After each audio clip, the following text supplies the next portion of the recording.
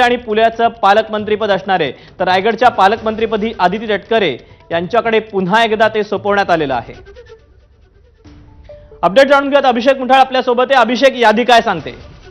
नक्कीच दीपक, जर का पाहायचं तर मुख्यमंत्री हे उद्या सकाळी दावोसला आपल्याला जाताना पाहायला मिळणार आहे आणि त्या अगोदर ही संपूर्ण यादी आपल्याला येताना दिसते आहे। एकूण जर पालकत्व पाहायचं तर गडचिरोलीचं पालकत्व हे मुख्यमंत्र्यांनी आपल्या स्वतःकडे ठेवलं आहे। तर बीड जे एकूणच मोठ्या प्रमाणात गदारोळ आपल्याला होताना पाहायला मिळालेला होता, तर बीडचं जे पालकत्व आहे ते अजित पवार यांच्याकडे आपल्याला गेल्याचं दिसतं आहे। सोबतच पुण्याचं देखील पालकत्व त्यांच्याकडे गेल्याचं दिसतं आहे। सोबतच मुंबई शहर असेल आणि ठाणे असेल, इथं पालकमंत्रीपद हे एकनाथ शिंदे यांच्याकडे आपल्याला जाताना दिसतं आहे। तर नागपूर आणि अमरावतीचे पालकमंत्रीपद हे चंद्रशेखर बावनकुळे असणार आहेत।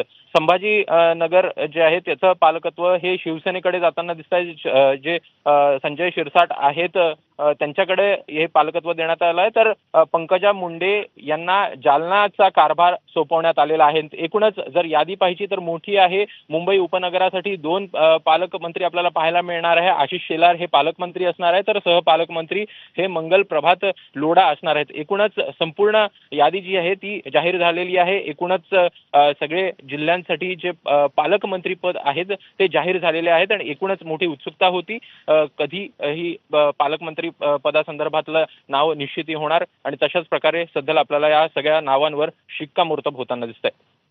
अभिषेक, खरं या सगळ्यामध्ये महत्त्वाचा मुद्दा आहे तो म्हणजे गेल्या काही दिवसापासून सातत्यानं चर्चेत असलेलं बीड।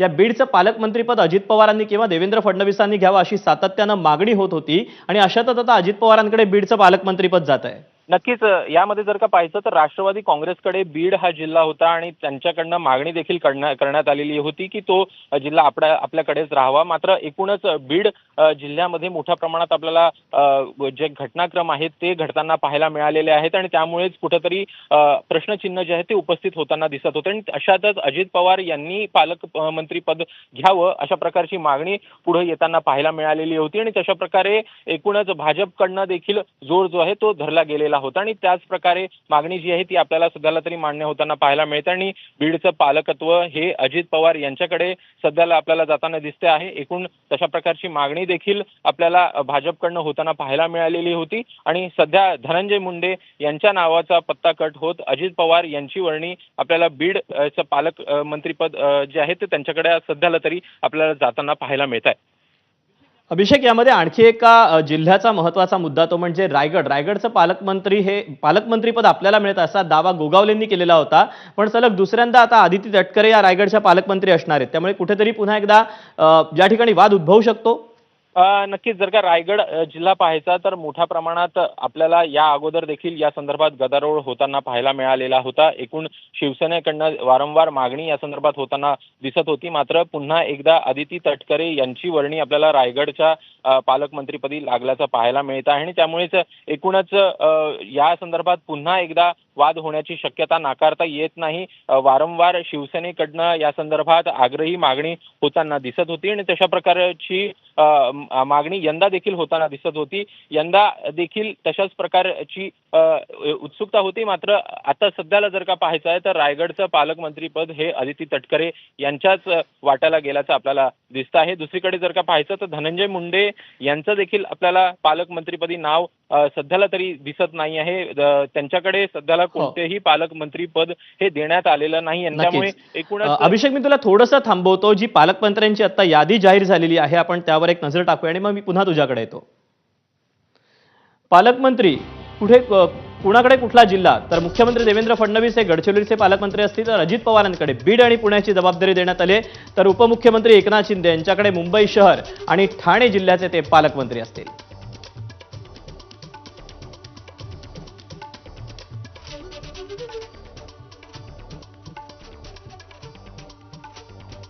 याशिवाय गडचिरोलीचे पालकमंत्री मुख्यमंत्री देवेंद्र फडणवीसच असणार आहेत। तर बीडचे आणि पुण्याचे पालकमंत्री म्हणून अजित पवार जबाबदारी पाहतील। तर मुंबई शहर आणि ठाण्याचे पालकमंत्री म्हणून उपमुख्यमंत्री एकनाथ शिंदे यांच्याकडे जबाबदारी देण्यात आली। तर रायगडच्या पालकमंत्रीपदी पुन्हा एकदा आदिती तटकरे या विराजमान झाल्या आहेत। तर नागपूर आणि अमरावतीचे पालकमंत्री म्हणून चंद्रशेखर बावनकुळे यांची वर्णी लागली आहे। तर अहिल्यानगरचे पालकमंत्री राधाकृष्ण विखे पाटील असतील। आपण पुन्हा एकदा अभिषेककडे जाऊयात. अभिषेक, मुंबई शहर आणि ठाणेचं पालकमंत्रीपद उपमुख्यमंत्री एकनाथ शिंदे यांच्याकडे गेलेलं आहे. याशिवाय उपनगराचे देखील 2 पालकमंत्री ठेवण्यात आलेले आहेत. काय नेमकं कारण असावं, काय वाटतंय? या संदर्भात जर का पाहायचं तर येत्या काही काळामध्ये आपण पाहायचं तर महापालिकेच्या निवडणुका आहे आणि महापालिकेच्या निवडणुकीच्या दृष्टीनं शिवसेनेसाठी अतिशय महत्त्वाचं मुंबई शहर हे मानलं जातं. त्याला कुठेतरी टक्कर देण्यासाठी मुंबई शहर हे अगोदर देखील शिवसेनेच्याच वाट्याला होतं आणि मुंबई उपनगरामध्ये भाजपच्या वाट्याला हे आपल्याला येताना पाहायला मिळालेलं होतं. एकूणच यंदा महापालिकेच्या निवडणुका आहेत, त्यामुळे भाजपकडनं 2 पालकमंत्री पद जी आहेत ती मुंबई उपनगरासाठी आपल्याला दिल्याचं पाहायला मिळत आहे. आशिष शेलार यांची वर्णी आपल्याला पालकमंत्रीपदी लागलेली आहे, तर सहपालकमंत्रीपदी मंगल प्रभात लोढा यांची वर्णी लागल्याचं पाहायला मिळत आहे. एकूणच निवडणुकीच्या दृष्टीनं अतिशय महत्त्वाचं असं मुंबई मानलं जातं आणि त्यामुळेच कुठंतरी महायुती कडनं आपला होल्ड राहावा यासाठी हे 2 पालकमंत्री पद जे आहेत ते मुंबई उपनगरासाठी आपल्याला पाहायला मिळत आहे. तर मुंबई शहरासाठी खुद्द उपमुख्यमंत्री एकनाथ शिंदे यांनी आपलं स्वतःकडे पालकमंत्रीपद ठेवलेलं आहे. येत्या काळामध्ये मुंबई महापालिकेची कामं कशा प्रकारे होतात हे बघणं देखील महत्त्वाचं असतं आणि त्या अनुषंगानेच उपमुख्यमंत्र्यांनी हे पालकमंत्रीपद घेतलेलं असेल असं देखील बोललं जात आहे. अभिषेक, नाशिक जिल्ह्यामध्ये जर पाहायचं झालं तर गिरीश महाजन यांच्याकडे पालकमंत्रीपद देण्यात आलेलं आहे. आगामी कुंभमेळा असेल किंबहुना कृषी मंत्री माणिकराव कोकाटे किंवा इतरही मंत्री असतील, या कुठेतरी राष्ट्रवादीत जो सुरू असलेला वाद पाहता हा वाद टाळण्यासाठीच पुन्हा एकदा भाजपकडे हे पालकमंत्रीपद दिलं गेलं असावं. नक्कीच जर का माणिकराव कोकाटेंना पाहायचं तर नंदुरबार जिल्ह्याच्या पालकमंत्रीपदी त्यांची आपल्याला वर्णी लागल्याचं पाहायला मिळत आहे. नाशिकमध्ये गिरीश महाजन यांची वर्णी दिसत आहे. एकूणच नाशिक हा जिल्हा भाजपचा होल्ड आहे. मोठ्या प्रमाणात भाजपचे आमदार तिथं आपल्याला सध्याला पाहायला मिळत आहेत आणि भाजपकडनं हा जो पालकमंत्री पद आहे, जो जिल्हा आहे तो हातातनं न जाऊ देण्यासाठी स्वतःकडं हे ठेवल्याचं आपल्याला पाहायला मिळत आहे. जसं तू आता बोलतोय, येत्या काही काळामध्ये कुंभमेळा असेल किंवा इतर कामं असेल ही देखील आपल्याला मोठ्या प्रमाणात नाशिक जिल्ह्यामध्ये होताना पाहायला मिळतं आणि त्यामुळेच डीपीडीसीसाठी तो देखील फंड महत्त्वाचा असतो आणि त्या अनुषंगानंच जे उत्तर महाराष्ट्रामधलं नाशिक जिल्हा आहे तो अतिशय महत्त्वाचा हा भाजपसाठी आपल्याला पाहायला मिळतो आहे. दुसरीकडे जर का पाहायचं तर नंदुरबार मध्ये माणिकराव कोकाटे असतील यांची वर्णी आपल्याला पाहायला मिळत आहे. सोबतच जळगावमध्ये देखील गुलाबराव पाटील हे पालकमंत्री असणार आहेत. त्यामुळे एकूणच जर का पाहायचं तर नाशिकसाठी भाजप आणि भाजप इक्वल टू नाशिक अशा प्रकारचं आपल्याला समीकरण हे पाहायला मिळतं आणि तशातच गिरीश महाजन हे आपल्याला सध्याला पालकमंत्रीपदी त्यांची वर्णी लागलेली दिसते. जर कोकणाचा विचार करायचा झाला तर सिंधुदुर्गचा पालकमंत्रीपद आता नितेश राणेंकडे देण्यात आलेलं आहे. म्हणजे स्वाभाविकच राणेंनी आपला गड राखलाय. तर नक्कीच एकूण या अगोदर जर का पाहायचं तर रवींद्र चव्हाण ही आपल्याला तिथं पाहायला मिळत होते, मात्र रवींद्र चव्हाण यांना मंत्री पद गमवावं लागलं आणि एकूणच कार्याध्यक्षपदी त्यांची निवड आपल्याला होताना पाहायला मिळालेली होती आणि त्यानंतर नितेश राणेंकडे आपसुकच तो भाग जो आहे तो आपल्याला जाताना पाहायला मिळतो आहे. मंत्रीपद असेल किंवा मग पालकमंत्रीपद असेल हे सिंधुदुर्गसाठी आपल्याला नितेश राणे यांच्याकडे जाताना दिसतं आहे.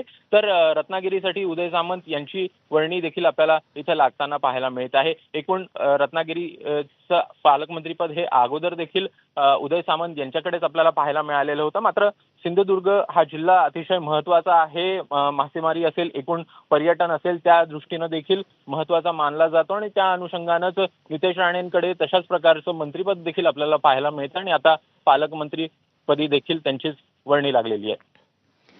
अभिषेक, खरं तर ही सगळी यादी जाहीर होण्याच्या अगोदर जे ज्या मंत्र्यांनी शपथ घेतलेली होती, खाते वाटप होण्याच्या अगोदर अनेकांनी आपापल्या जिल्ह्यावर खरं तर दावा केलेला होता. यातलेच एक मंत्री होते ते म्हणजे हसन मुश्रीफ यांनी कोल्हापूरचं पालकमंत्रीपद आपल्याला मिळावं अशी खरं तर त्यांनी तसा दावा देखील केलेला होता आणि पण आता प्रत्यक्षात त्यांच्याकडे वाशिमची जबाबदारी देण्यात आली आहे. नक्कीच वाशिम साठी जर का पाहायचं तर हसन मुश्रीफ यांचं नाव आपल्याला पाहायला मिळतं. तर कोल्हापूरमध्ये देखील ज्या प्रकारची एक रचना ही मुंबई उपनगरासाठी करण्यात आलेली आहे त्याच प्रकारची रचना ही कोल्हापूरसाठी देखील आपल्याला पाहायला मिळते आहे. भाजप आणि शिवसेना या दोघांकडनंही पालकत्व जे आहे ते वाटलं गेलेलं आहे आणि कोल्हापूरमध्ये जर का पाहायचं तर पालकमंत्रीपदी प्रकाश आंबेडकर यांची वर्णी आपल्याला लागल्याची पाहायला मिळत आहे. आरोग्यमंत्री प्रकाश आंबेडकर हे पालकमंत्री असणार आहेत कोल्हापूरचे, तर सहपालकमंत्री ह्या माधुरी मिसाळ यांच्याकडे देण्यात आलेला आहे. एकूण यामध्ये पाहायचं तर राज्यमंत्री देखील आहे, सोबतच मंत्री देखील आहे. एकूण संख्या पाहायची तर 42 आहे आणि एकूण जर जिल्ह्यांची संख्या पाहायची तर ती 37 आपल्याला पाहायला मिळते आणि त्यामुळे सगळ्यांना समसमान वाटप आणि जबाबदारी देण्याच्या अनुषंगानं ह्या सगळ्या जी रचना आहे ती सध्याला तरी आपल्याला केल्याचं दिसत आहे.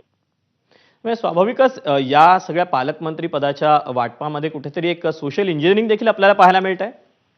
नक्कीच एकूण जर का पाहायचं तर ज्या जिल्ह्यामध्ये मोठ्या प्रमाणात वरचढ काही नेते होते त्यांना कुठेतरी बाजूला सारण्यात आलं का, अशा प्रकारे देखील प्रश्न जे आहेत ते सध्याला उपस्थित होत आहेत. जर का आता पाहायचं तर कोल्हापूर मध्ये एकूणच हसन मुश्रीफ यांची आपल्याला मोठ्या प्रमाणात जी पकड आहे ती पाहायला मिळत होती, मात्र सध्याला वाशिम त्यांच्याकडे देण्यात आलेला आहे. प्रकाश आंबेडकर असतील किंवा मग माधुरी मिसाळ असतील, ही नवी चेहरे आपल्याला या इथं पाहायला मिळत आहेत. दुसरीकडे पाहायचं तर वर्धा असेल, वर्ध्यामध्ये देखील पंकज भोयर असतील, पंकज भोयर यांची वर्णी लागलेली आहे. राज्यमंत्री आहेत ते आणि राज्यमंत्र्यांना देखील एक संपूर्ण जिल्हा जो आहे तो हातात देण्यात आल्याचं आपल्याला दिसतं आणि एकूण दुसरीकडे हिंगोली असेल, हिंगोली सारख्या जिल्ह्यामध्ये नरहरी झिरवळ असतील, सोलापूरमध्ये जयकुमार गोरे असतील, लातूरमध्ये शिवेंद्रराजे भोसले असतील किंवा सातारामध्ये असतील शंभूराज देसाई असतील, अशा प्रकारची काही नावं आहेत जी आपल्याला सध्याला पाहायला मिळत आहेत. एकूणच कुठंतरी एक सोशल इंजिनिअरिंग साधण्याचा प्रयत्न देखील आपल्याला सध्याला होताना पाहायला मिळतो आहे. दुसरीकडे अकोल्यामध्ये देखील आकाश फुंडकर असतील, हा नवा चेहरा जो आहे तो तिथं आपल्याला दिल्याचं दिसतंय. यासोबतच आणखी एक महत्त्वाचा जिल्हा म्हणजे अर्थात गोंदिया असेल किंवा परभणी असेल. या ठिकाणी देखील गोंदियामध्ये बाबासाहेब पाटील आणि परभणीमध्ये मेघना बोर्डीकर यांच्याकडे देखील ही जबाबदारी देण्यात आलेली आहे. त्यामुळे स्वाभाविकच हे देखील थोडं सरप्रायझिंग आहे. एकूण पाहायचं तर परभणी हा मेघना बोर्डीकर यांचाच जिल्हा मानला जातो. एकूण तिथनंच त्या निवडून देखील येताना आपल्याला पाहायला मिळतात आणि त्या अनुषंगानं परभणी असेल किंवा जालना असेल, ह्या दोन्ही जिल्ह्यांमध्ये बऱ्यापैकी वर्चस्व हे आपल्याला भाजप आणि बोर्डीकर कुटुंबाचं आपल्याला पाहायला मिळत होतं आणि त्या अनुषंगानं जर पाहायचं तर मेघना बोर्डीकर यांच्या वाटेला सध्याला आपल्याला पाहायला मिळत आहे की परभणी हा जिल्हा आलेला आहे आणि त्यामुळे एकूण त्यांची वर्णी लागणार अशी देखील निश्चितता होती आणि सध्या जर पाहायचं तर त्या नावावर देखील आपल्याला सध्याला शिक्कामोर्तब होताना पाहायला मिळतो आहे. दुसरीकडे जर पाहायचं तर गोंदिया जिल्हा हा बाबासाहेब पाटील यांच्याकडे गेलेला पाहायला मिळतो आहे. एकूण अभिषेक, मी तुला थोडंसं थांबवतो, राहाच आपल्यासोबत मंत्री शंभूराज देसाई आहेत. शंभूराजजी, स्वागत आहे एबीपी माझामध्ये. पालकमंत्र्यांची यादी जाहीर झालेली आहे. अनेकांना खरं तर सरप्राइझिंगली अनेक जिल्ह्यांचं वाटप झालेलं आहे. अनेकांनी दावा केलेला होता, अशा अनेकांचा पत्ता देखील कट होताना पाहायला मिळतोय. काय आपली पहिली प्रतिक्रिया आपल्याकडे? अर्थात स्वाभाविकच साताऱ्याचं पालकमंत्रीपद कायम राहिलंय. नाही, मी या निर्णयाबद्दल माननीय मुख्यमंत्री देवेंद्रजी फडणवीस साहेब, आमचे नेते आदरणीय उपमुख्यमंत्री एकनाथजी शिंदे साहेब, माननीय उपमुख्यमंत्री अजितदादा पवार साहेब, या तिघांचंही मनापासून